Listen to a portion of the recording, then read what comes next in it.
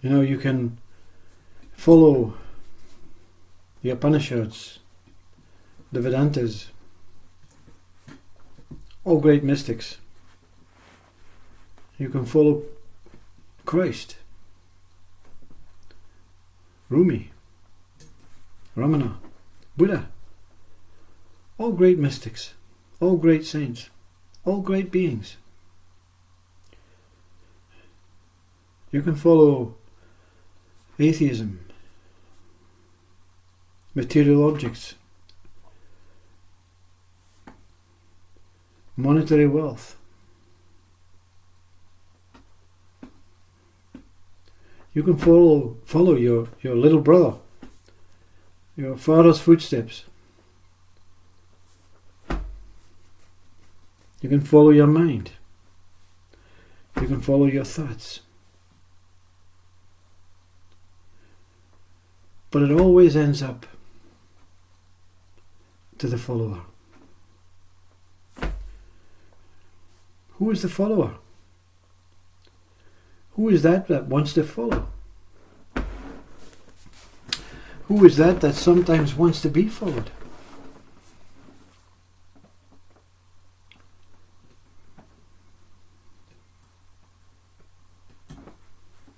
Who is that thinks it is individual, alone, and able to follow all kinds of things and all kinds of no things?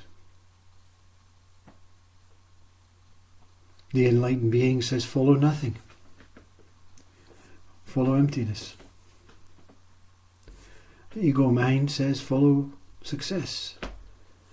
Follow your mind. Follow intelligence.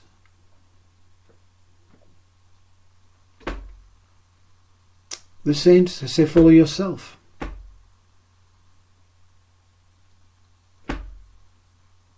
Follow that self. That individual, objective thing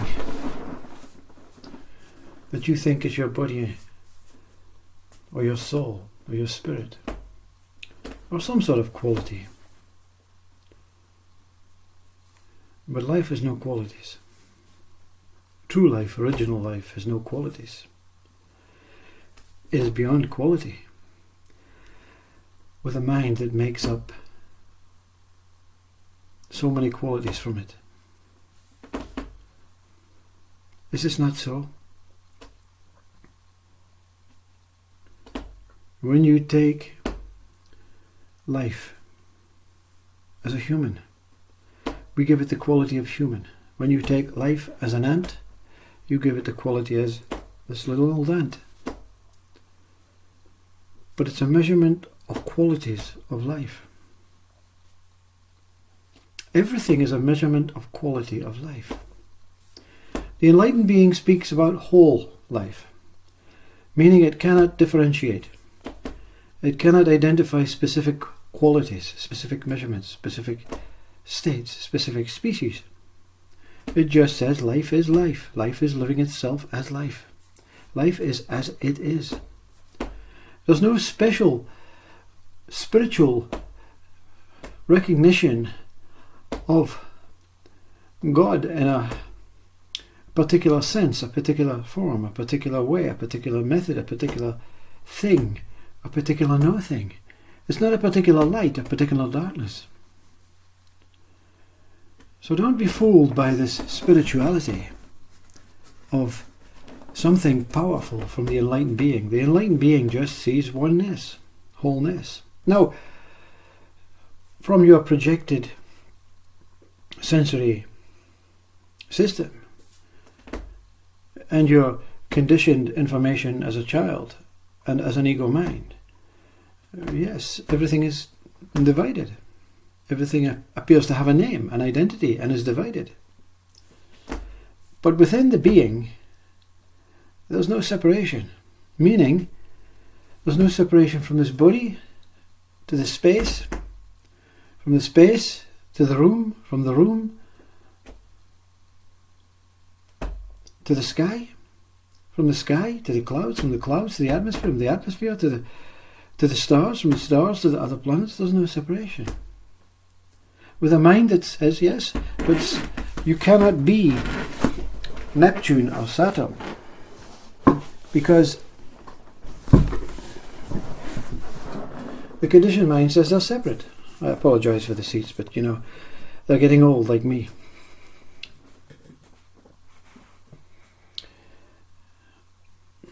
So, it appears as if you're speaking like a fool, that you are experiencing Saturn, that you're experiencing Neptune, that you're experiencing a star, that you're experiencing a cloud. But what you're experiencing is no separation, no individuality. There's not a you following Buddha. That doesn't mean to say you're saying, I am Buddha. That means there's no separation between the idea that Buddha is a form, Christ is a form, a sage is a form, an ant is a form. Yes, they all appear differently, but there's no separation. There's no feeling of division. There's no feeling of being alone in the world. But of course you are alone in the world, because when the body and the mind ceases to exist, the world goes with you. Because if there's no separation, where can you go without the world? So the world goes with you. But the world, when it goes with you, as one whole thing, just loses the identities and the names. So now that doesn't make your mind say suddenly believe, oh, you must believe in ghosts. But can there be a separation from a ghost from you? Or a ghost from the stars? Whatever ghost is. Whatever you come up with, it has to be within the contents of consciousness. It has to be contained within one whole consciousness. You can't say you're consciousness, you're conscious, and the ant is not conscious. The quality of mind, the quality of ideas, the quality of thoughts, the quality of concepts, the quality of form, the quality of shape, colour, the quality of all these individual aspects that we have created through a mind, quite a demonic mind. Because a mind that creates separation is to be demonic.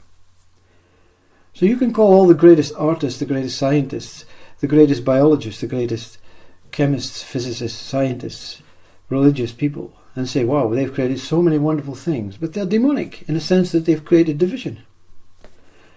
I don't mean demonic in the way that you should hate them or despise them, because you may be one of them. You may be thinking that you are a scientist. You may be thinking that you are an ant. So, but please don't think the enlightened being sees angels and spiritual stuff. It is a euphoric, nirvanic feeling of peace and tranquility, even in that horrendous argumentative state, even when that state of anger comes, even when that state of confrontation comes. The head is playing games, the mind is playing games, the body is playing games, the voice is playing games, the eyes are playing games, but the one within you is saying, this is so good. Not in a sadistic way, when you're shouting at someone, and the mind says, well, no, this is not good. The ego mind says, no, this is not good. You should not be raising your voice to this particular person. And this particular person should not be raising their voice to you. But both who are raising their voice are at peace with each other, as one. The enlightened being knows. The being that's not enlightened does not know. It's still relying on this mind concept game. It's still relying and believing that it is this mind and this body and this concept and this game. One is not here to say special. Each one of us are one. But the quality of the one has no measurement, no quality, no value. It is just pure. It is like when you wash your car, your pride and joy car. And we all know about these car people who love to keep their cars clean. And I'm not derogatizing that. I'm just using this as an example. And when you finish the car, there's that last little bit, Every car is profusely cleaned inside and outside and polished immensely. And there's that last little bit when there's only one little mark now, it's on the window, and you take the beautiful soft cloth and it's just that euphoric feeling of completion.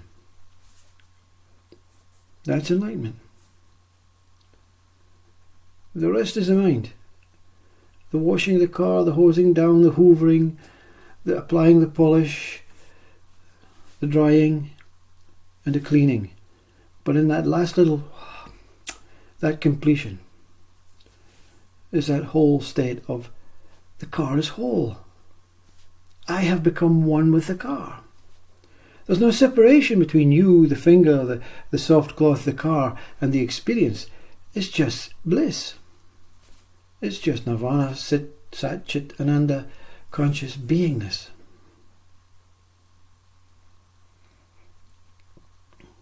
So enlightenment is when all the identities, the names, the associations, the attachments, the beliefs, the hopes, the future, the time, the past, the concepts, the questions, the answers, they all merge into pure consciousness, and you merge with them. You, that individual aspect which you still know. When you look outwards, there is space. This hand is individual. It's reaching within the space. The laptop I can touch. It's not me. I can touch it.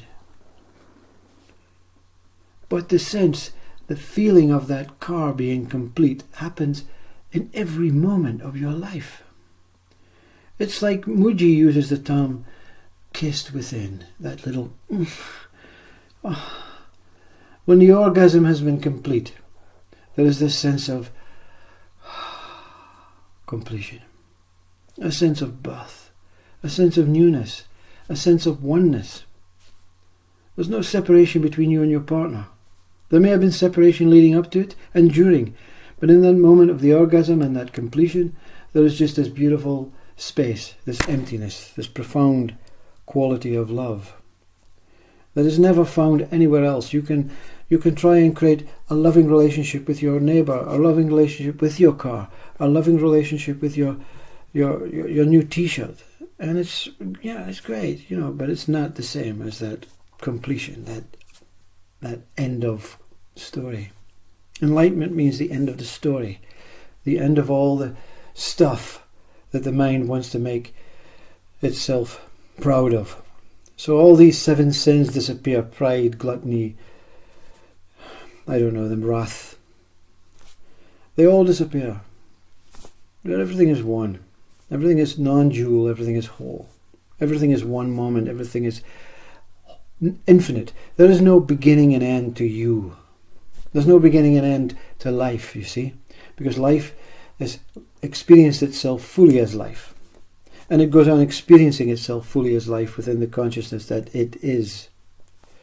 There's no quality of light, no quality of religion, no quality of saint, no quality of experience that supersedes another quality.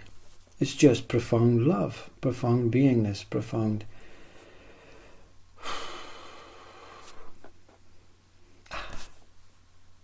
what to say.